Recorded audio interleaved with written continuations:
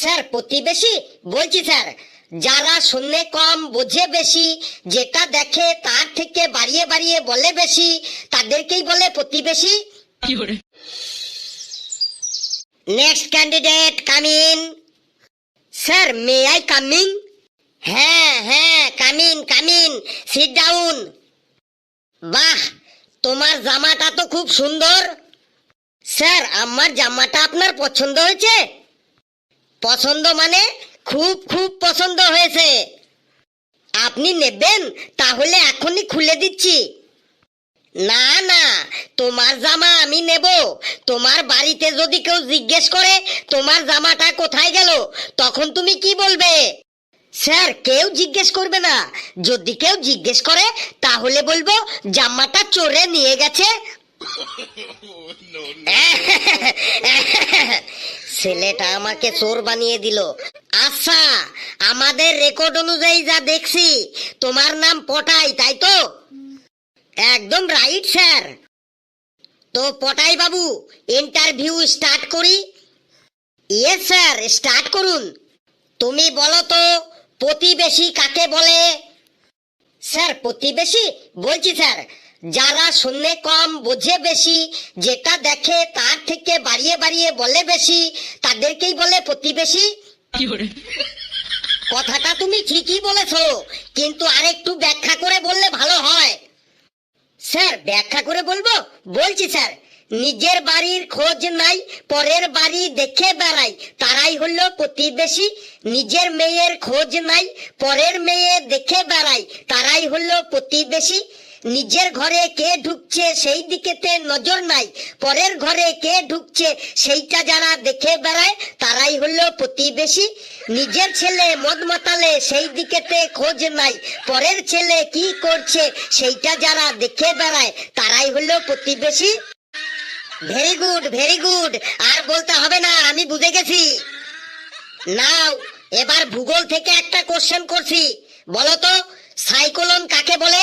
Sir cycle কেনার জন্য bank থেকে যে লোন নেওয়া হয় তাকেই সাইক্লোন বলে। সাইকেল কেনার জন্য ব্যাংক থেকে যে লোন নেওয়া হয় তাকেই সাইক্লোন বলে? তুমি কি এখানে ইয়ার্কি করতে এসেছো? না স্যার, যেটা জানি সেটাই বললাম। এবার জীবন বিজ্ঞান থেকে একটা কোশ্চেন করছি, বলো তো কি খেলে চোখের পাওয়ার ঠিক থাকে? স্যার ঘাস খেলে চোখের পাওয়ার ঠিক থাকে? কি উল্টো পাল্টা অ্যান্সার দিচ্ছ? ঘাস খেলে চোখের পাওয়ার ঠিক থাকে? কিছুই উল্টো পাল্টা অ্যান্সার দিইনি। গরু ছাগলকে কখনো চশমা পড়তে দেখেছেন? ওরা ঘাস খায় বলে ওদের চোখের পাওয়ার একদম ঠিক থাকে। গরু ছাগলকে দেখেই বোঝা যায় ঘাস খেলেই চোখের পাওয়ার একদম ঠিক থাকে। নে এবার লাস্ট কোশ্চেন, বলতে না পারলে এখান থেকে কেটে পড়বি। বল সেলফিশ কাদের বলে? স্যার যারা মাছ বিক্রি করে তাদেরকেই সেলফিশ বলে। বলিস কি, যারা মাছ বিক্রি করে তাদেরকেই সেলফিশ বলে? তুই বেরো ওখান থেকে, একটা কোশ্চেনও তুই জানিস না। তাহলে আমি যেগুলো জানি সেগুলো আমাকে ধরুন। তুই আর কথা বাড়াস না, তুই মানে মানে কেটে পড় এখান থেকে। ঠিক আছে স্যার, কেটে পড়ছি।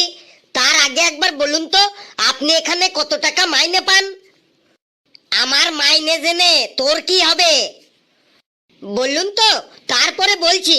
আমি 20,000 টাকা মাইনে পাই এখানে।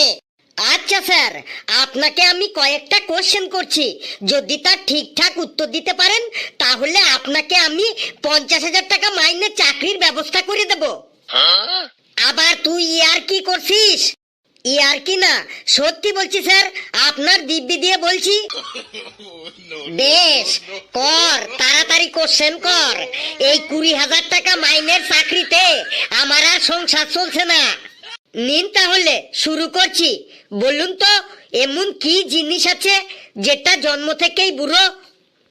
এমন কি জিনিস আছে, এমন কি জিনিস আছে যেটা জন্ম থেকেই বুড়ো? দাদু, দাদু জন্ম থেকেই বুড়ো। দাদু কখনো জন্ম থেকেই বুড়ো হয়? নে তাহলে তুই বলে দে, এমন কি জিনিস আছে যেটা জন্ম থেকেই বুড়ো? আমাদের হাত পায়ের বুড়ো আঙুল, ওটা জন্ম থেকেই বুড়ো। তাই তো আমিও তো ওটাই ভেবেছিলাম। শুধু ভাবলেই হবে না, বলতে হবে। এবার বলুন তো, কার মুখ নেই কিন্তু দাঁত আছে? মুখ নেই কিন্তু দাঁত আছে, এমন আবার হয় নাকি? হয় বলেই তো বলেছি। নে তাহলে তুই বল, কার মুখ নেই কিন্তু দাঁত আছে? এটা হলো চিরুনি, চিরুনির মুখ নেই কিন্তু দাঁত আছে।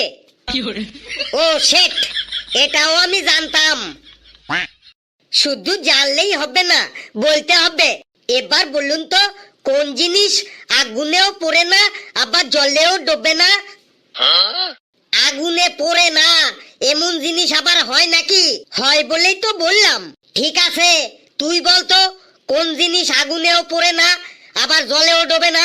এটার অ্যান্সার হবে বরফ। বরফ আগুনেও পড়ে না আবার জলেও ডোবে না।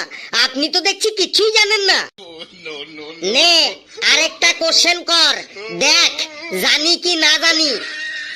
নিন, এবার বলুন তো, আমার দাদু 50 বছর আগে গাছ লাগিয়ে গিয়েছিল, কিন্তু সেই গাছে এখনো পর্যন্ত একটাও আম ধরলো না কেন বলুন তো? গাছটার মনে হয় কোনো রোগ আছে, তাই আম ধরেনি। না, হইল না, গাছটার কোনো রোগই নেই।